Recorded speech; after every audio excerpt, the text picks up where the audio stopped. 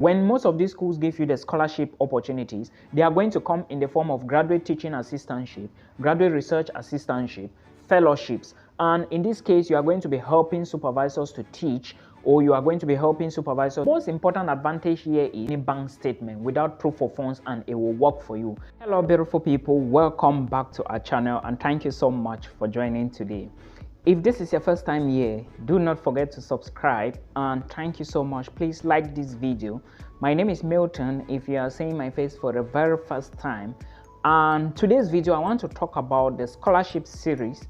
Okay, now a lot of universities in Canada and the United States are already open for international students to apply, and I would like to say that if you are looking for scholarship opportunities in US and Canada, then you should watch this video till the end. I am going to give you some guidelines to follow, and if you are looking for masters and PhD opportunities, then this video is for you. I will equally talk about some of the documents you need and things in general. Now, without wasting more time, first of all, I would like to say that a country like the United States of America is more better, or is the best country to look for fully funded opportunities, notwithstanding the fact that Canada equally has opportunities. But the reason why I'm insisting on you to focus more on the United States is because USA has more universities, USA has more funding opportunities,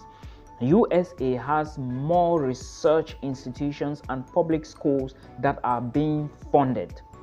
For example, state universities in the US are funded, they are all funded by the government, you understand. And again, most of them are being sponsored by research institutions. So if you are looking at that, then you stand a chance. But if you go to Canada, most Canadian institutions are not funded by the government, but some lecturers or some professors and researchers equally have funding opportunities. So in order for you to reach out to them, there is a particular way you have to go about it. Now, let's start with the documentations. If you are looking or targeting scholarships abroad, please remember that your documents have to be intact.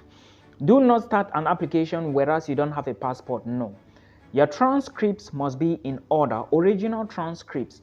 And if you have IELTS, bring it together, but not compulsory, because some schools would equally waive the test exam. Some schools will equally ask for GRE, so you need to know that, while others will waive GRE.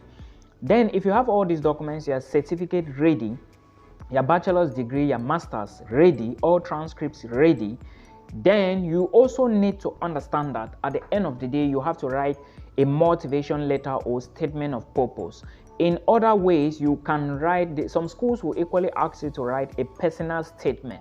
I would like to emphasize here that a personal statement and a statement of purpose, they are two different things. A personal statement is more or less like something personal and interest, more of a lifestyle, while your statement of purpose is why you are actually applying to the school. All right, but personal statement, more of personal, you understand. Okay, then let's move ahead. I have talked about your educational credentials, I have talked about your motivation letter or personal statement. These are requirements you need. I have talked about your international passport, they have to be ready.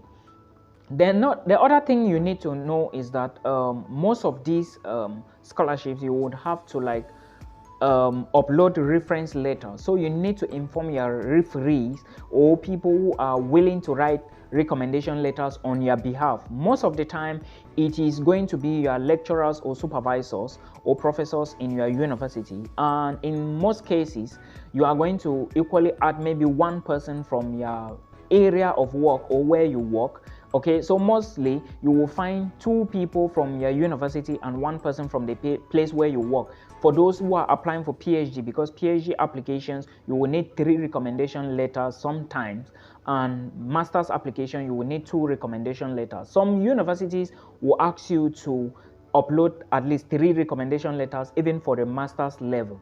Now, these are some of the documents. You equally need a copy of your CV, your curriculum vitae. Remember, it must be more of academics, okay? So you need this document. Now, the other thing you need to put into consideration is, remember, these reference letters or recommendation letters have to be typed online. The school, when you submit your application or when you send when you are applying for the programs or some of the programs in the universities, you are going to find a way. The schools will tell you that put the details of the person who is going to write the recommendation letter for you. Then there is a place you have to submit. When you submit, it goes directly to the person in which you put his name and email on the website. That is for schools in the United States. Okay, so you have to put this into consideration. Now, when you send, they are going to type and forward. As soon as it goes to the school, you would get it from your inbox. For example, if you are doing an application with Kent State University, then when you do that, Kent State is going to inform you and you can track it from your inbox. Now, let's go to the other section. We are done with the issue of reference letters.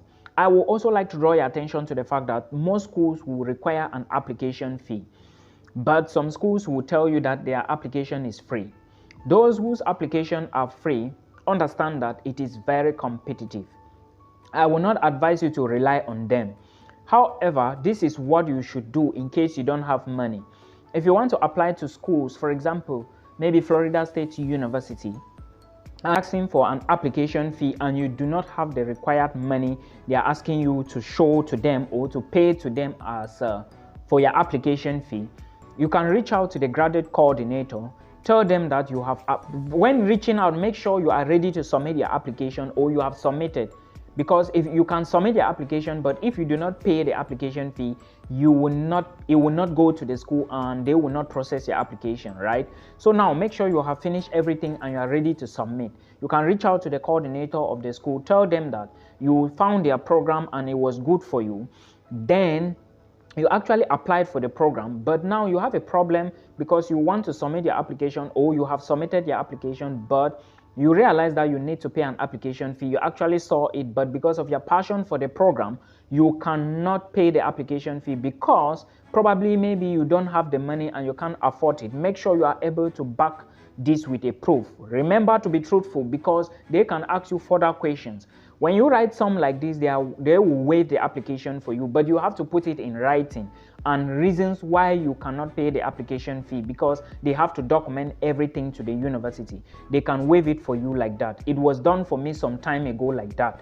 Okay, then this is a trick you can use for them to waive your application fee. So I will encourage you again, if you have IELTS, apply to many schools that are asking for IELTS because a lot of international students will not be applying to such schools because they don't have the IELTS, and in this case you stand a chance. Note that schools that are application free are very competitive and a lot of students will apply, so you may stand a chance here and you don't stand a chance, but just give it a try. Also remember, this is a scholarship application you are doing, so a lot of people around the world, you are competing with maybe 80 plus students around the world. And this is a very competitive something. So I will encourage you to put in for at least 10, 15 or 20 applications. Now, the reason why you are putting in for many applications is because you want to increase your chances of getting the scholarship. You want to increase the gap or maybe your possibility of winning the scholarship. It's possible you can apply for this and you don't get anything. It's for sure. But I will encourage you to do something to apply to such schools. Okay, it is very, very important. Now, another thing you should put into consideration is that application close around, some programs will close their doors around September, October, November, December. Okay, now when these programs are closing, what you basically need to do is you are going to maybe, let's say you have to apply early. If you apply early, it is possible for you to actually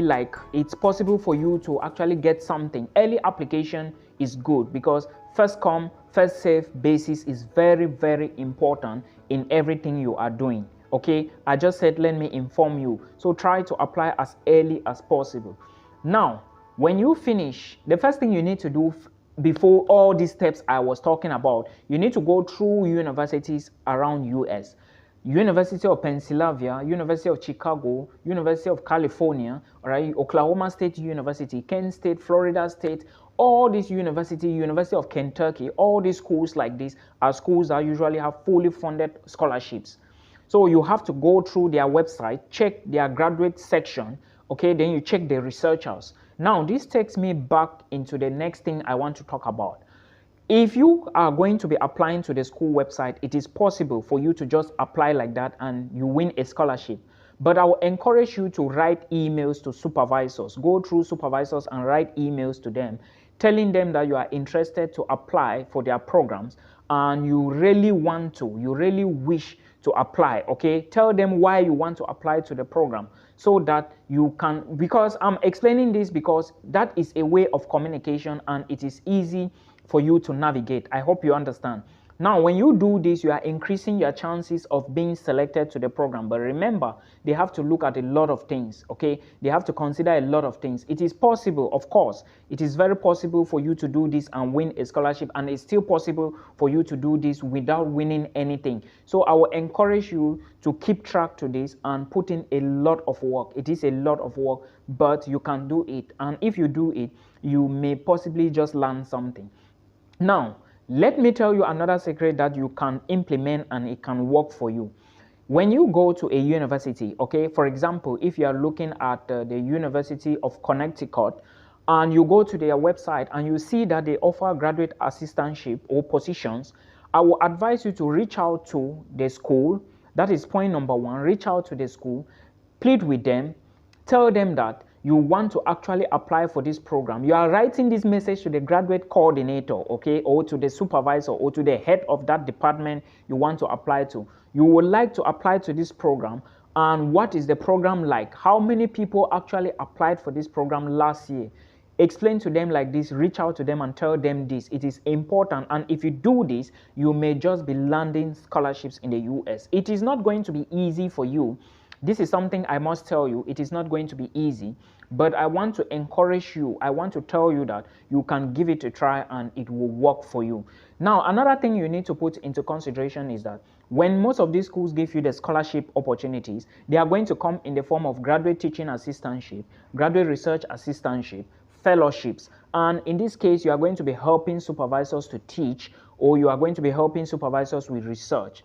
And you are not going to pay any tuition fee. But the most important advantage here is you are going to go to the embassy without anything. Like, you are going to go to the embassy without applying, or let's say you can go to the embassy without any bank statement, without proof of funds, and it will work for you. I hope you understand. This is very important for you to check, and please, if you check it out and you think that this is a video that can help you, I will encourage you to start an application. It is possible. You can do it, all right? I hope this video helps you till we meet again in another one. There are a lot of things I will be saying here, and please keep writing emails to supervisors. Tell them of your interest. Tell them of what you have. There is a way you have to write supervisors for them to respond. Do not just go into somebody's inbox or write an email to a supervisor, hi sir. No. It has a format, so make sure you know this format and put in for applications before you know you can succeed. Till we meet again in another one. Peace.